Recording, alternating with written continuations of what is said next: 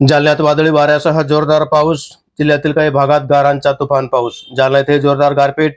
पावसामुळे उकाड्यापासून नागरिकांना दिलासा. भोकरदन आणि जालन्यात अवकाळी पावसाची हजेरी. जालना जिल्ह्यातील अनेक भागामध्ये आज वादळी वाऱ्यासह अवकाळी पावसाने जोरदार हजेरी लावली. जालना शहरासह भोकरदन तालुक्यात जोरदार गारपीट झाली.